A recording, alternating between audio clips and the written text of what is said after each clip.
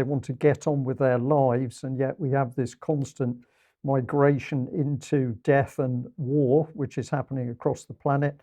That leads us into some really incredible information, which is now coming out about the supposedly Ukrainian attack on the Kerch bridge, the bridge over into Crimea. Alex, the Grey Zone has done some really interesting investigation into this, and I know a number of people are picking up on their report. It's their star writer, Kit Klarenberg, and they've clearly got excellent sources tipping them off, in this case on email traffic, and they've had that a few times before, on what's happening in the name says it of all, the grey zone between formal British serving intelligence and the men who get things done on the ground. Before we go through this, it's very important to point out two things. One, that the footage of the suicide, or maybe it was a Northern Ireland style forced suicide truck bomb, does suggest that there were 2 cruise missiles hitting the bridge as well. I'm not saying that definitively, but I've seen enough people making that judgment soundly, coolly. And the second thing to point out is that what you're about to see, the harebrained scheme to get rid of the bridge, is from April and does not have the same technical characteristics as what actually was done in the last few days. But with that, back to you to take us through this. Well, okay. We're picking up on the report itself. Encourage people to go to the Grey Zone to actually read through this. If we just bring the initial header for the article up. Apologies, I see I've made grey with an E there. But essentially, they're saying that the roadmap to destroy the bridge was produced by Hugh Ward, a British military veteran. A number of strategies for helping Ukraine pose a threat to Russian naval forces in the Black Sea are also outlined, and the overriding objectives, as stated, were aiming to degrade Russia's ability to blockade Kiev, erode Moscow's warfighting capability, and isolate Russian land and maritime forces in Crimea by denying resupply by sea and overland via the Kerch Bridge. So remember that this is coming from the hand of UK and deep state people. And the main story starts with Grey Zone saying it had obtained an April 2022 presentation drawn up for senior British intelligence officers, hashing out an elaborate scheme to blow up Crimea's Kerch Bridge with the involvement of specially trained Ukrainian soldiers. Almost 6 months after the plan was circulated, Kerch Bridge was attacked in an October 8th suicide bombing, apparently overseen by Ukraine's SBU intelligence services. Detailed proposals for providing audacious support to Kiev's maritime raiding operations were drafted at the request of Chris Donnelly, a senior British Army intelligence operative and veteran high-ranking NATO advisor. The wide-ranging plan's core component was destruction of the bridge over the Kerch Strait. Now, before we get into a little bit more of the detail, including taking a look at a couple of the sections of emails that the Grey Zone gave us, what are your thoughts on Chris Donnelly's name coming up, Alex? Well, Chris Donnelly is senior military intelligence, and then he founded a think tank. In fact, a couple of them. You can find both of them mentioned in the Grey Zone piece. More well known is the network called the Integrity Initiative, but there's also a think tank in whom a Lithuanian will feature in the end, who has for years been a senior fellow. I don't believe current anymore, but was a senior fellow in that think tank. Chris Donnelly, when our own David Scott went to research the disused mill in Fife that was owned by the Integrity Initiative's master organization, was the guy pulling the strings, with a bit of plausible deniability, because as I understand, he was not already by that stage a few years ago no longer serving, but able to produce his schemes in secret. But one of the corollaries of that is that when he tapped up his mates for whiz ideas on making things go bang and making it look like Eastern Europeans who'd done it, he was not able to use classified email. So we can bring up the first one, and you'll see that this is all in the same Grey Zone piece that will be in the show notes by Kit Klarenberg. You can see that the Hugh, whom you mentioned, a senior military intelligence operative, has come up with the attachment and said, please protect this attachment. He's been delayed by a funeral in getting it to Donnelly. And Donnelly, with a bit of a man crush, says, thanks, Hugh, very impressive indeed. I'm in London and I'm going to meetings. We'll cogitate and get back to you as soon as possible. XXXX. It's not Yes, exactly James Bond, is the it? kisses are strange, very strange, Alex. Yes. Uh, Well, I mean, I've been in the fringe of some of these circles, and I know that they say things to each other like "love you, man," and "you're the best." But this is overdoing it a bit. Shall we go on to the next one? Because there's Indeed, several we want yes. to get through in a limited time. So let's bring the next one on screen, which is here. This is where Audrius from Lithuania gets involved because Donnelly is able to put the former Lithuanian defense minister, whom you will see shortly on screen, in touch with Hugh, the British dreamer of the scheme. And remember, this is an April version of getting rid of the bridge, which significantly came at the previous time when the Ukrainians seemed very likely to be about to agree a truce, a ceasefire with the Russians, and that's something that they can't abide, of course, in these circles in London. So that's why the thing was first cooked up in April, and rather tellingly has happened in real life at a similar juncture now. So that's what part of the traffic, and they've had the decency to black out his personal details, is that Donnelly actually sent his passport ID page. Christopher Nigel Donnelly, British citizen, somebody that I know that Mike Robinson has seen in real life at parliamentary committee meetings, and I think Donnelly was rather surprised to see Mike there. And if we go forward one, we will see the gentleman of interest, Audrius Butkevičius, who, as I said a moment ago, was formerly Lithuania's defense minister. He then went to the Ukraine, where he was listed in the Integrity Initiative's list at the time a couple of years ago when it was leaked, our men in Eastern Europe and Spain and so on who get things done for us in the media. He was listed, although he's Lithuanian, as the top man in the Ukrainian network. So he had his own network, according to the Grey Zone piece, of Ukrainian operatives who would get things done. And the piece does name, I won't do it now, but the piece in the Grey Zone names the gentleman in MI6 who is said to be the link man between Chris Donnelly and Butkevičius, the Lithuanian who got the team on the ground to do certain things. No insinuation that he actually made anything go bang, but it all looks rather well set up, doesn't it?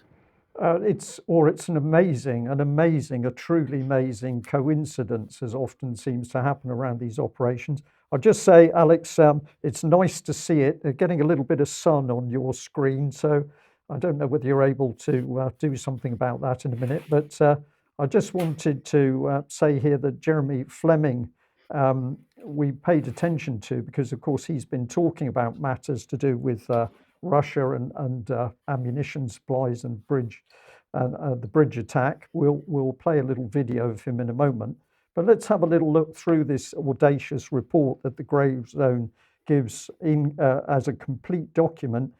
Something I picked up on was that for supposedly a military briefing document, this is about special operations, it's unbelievably glossy, lots of good pictures, Black Sea maritime operations, grand strategic outcomes, Ukrainian territorial integrity, and you can see shipping lane densities there on screen. Then we've got the Kerch Bridge raid. Destruction of bridge over the Kerch Strait would require a cruise missile battery to hit the two concrete pillars either side of the central steel arch, which would cause a complete structural failure. This will prevent any road resupply from the Russian mainland to Crimea. Well, that can't possibly be true, but anyway, and temporarily disrupt the shipping lane. And then at the ends, they've got a complete annex about the Kerch Bridge, where there's some detail about the bridge itself, including pointing out that the pillars that the main section of the bridge is supported on are a relatively small cross section, and this is apparently to make them perform better in quite strong water flows under the bridge. But clearly there was a whole document constructed here with the agenda of destroying the bridge. And hey presto, although the attack wasn't successful, that attack materialized. David, I don't know whether you want to make any comment about the structure of the bridge itself, but please be quick if you can. Well, no, I just want to direct people back to some of the work we did on the Integrity Initiative back in 2018 that considered Chris Donnelly and team and their plans for Ukraine and the Crimea. One of the pieces in particular is called Half a League Onwards, a glimpse at the policy protocols of the Integrity Initiative, where we use the charge of the Light Brigade as the metaphor for how Chris Donnelly was planning to respond to Russian moves in the Crimea. Okay, thank you very much for that. Well, I think we've actually got the Sir Jeremy Fleming video available. I chose this one, BBC Today, where he's talking, but let's have a little listen to what he says, and also watch carefully how he is saying it, because I think this man is very unsettled in lots of ways. Well, we believe that Russia is running short of munitions. It's certainly running short of friends. And we've seen, because of the declaration for mobilization, that it's running short of troops. So I think the answer to that is pretty clear. Russia and Russia's commanders are worried about the state of their military machine. They are, to use your words, desperate. They are. The word I have used is desperate, and we can see that desperation at many levels inside Russian society and inside the Russian military machine. Would you know if they were considering deploying their nuclear arsenal? I think any talk of nuclear weapons is very dangerous, and we need to be very careful about how we're talking about that. It's clear to me that whilst we might not alike and in many ways abhor the way in which the Russian military machine and President Putin are conducting this war, they are staying within the doctrine that we understand for their use, including for nuclear weapons. I would hope that we would see indicators if they started to go down that path. But let's be really clear about that. If they are considering that, that would be a catastrophe in the way that many people have talked about. To be clear, you'd hope you would see indicators, but you're not seeing them at the moment. That's what GCHQ's job is, in part, to look for those indicators. It is in part to look for those indicators, yes. Well, Alex, my take is that he looks very unsettled as he delivers that, and that to me says that he's not actually believing what he's saying, or he's not believing it 100%. I don't know what you feel. That was very similar indeed to the takeaway I had, Brian, from what I would otherwise have featured to put Fleming in, because, of course, the reason he was on the Today programme is that he gave a speech quite rarely for a GCHQ director yesterday at the Royal United Services Institute, RUSI, a military and strategic think tank, in which he said in a couple of purple passages, the Russians are running out of ammo, and most of the speech was given over to China, and how China, and he kept saying it in this same tentative, insecure way, China's a closed society and it wants to pick off lesser countries and make them client states or bully them into being adversaries. The whole thing is utterly hypocritical, obviously, but the whole point is, a decade and more ago when I was at GCHQ, the directors didn't give public speeches, and even when they gave internal speeches, it was based on signals intelligence, their own remit, signals intelligence and cyber security. And it was drummed into me, even when I was speaking to the Cabinet Office people who, sent the papers directly up to Buckingham Palace and the Prime Minister the next day. You're a GCHQ officer, do not try to measure morale in Russia or neighbouring countries. Do not try to count bullets. That's the job of the bean counters at the Defence Intelligence Service, those people whom, Brian, you now rightly lambast when they produce these noddy graphics. And don't try to count airframes and shells, because that's the job of the imagery people, the overhead people. GCHQ and NSA are supposed to be talking about military communications and strategic government communications in the target countries, and that's the one thing Fleming didn't mention. So clearly he has been given a script, and all the way through that RUSI talk, which was mirrored by The Guardian, you can find it that way easily on YouTube, or the RUSI channel itself, he was saying China's a bad, closed society, and I'm so lucky that I live in an open society that doesn't do the kind of things that China does. Yes. All right, thank you for that. Well, if you like what the UK column is doing, please support us, please join our community, and of course you can always support us by buying from the shop. And we're always encouraging people to spread our information. That's why we're reporting.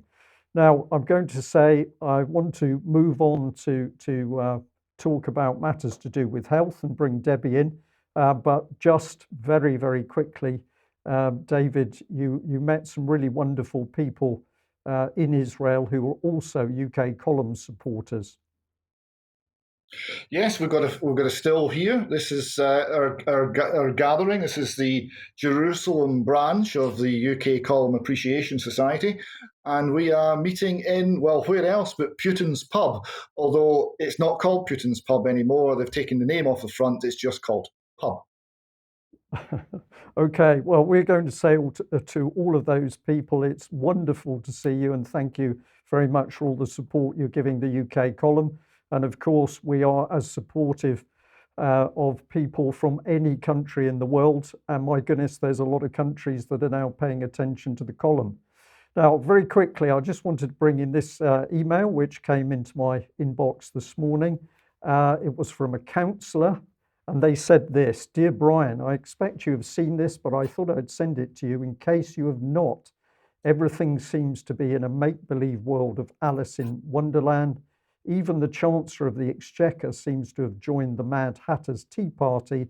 Thank you for all the time and research you put in each week to bring us the truth." And two things were mentioned. One is the introduction of community networks and investment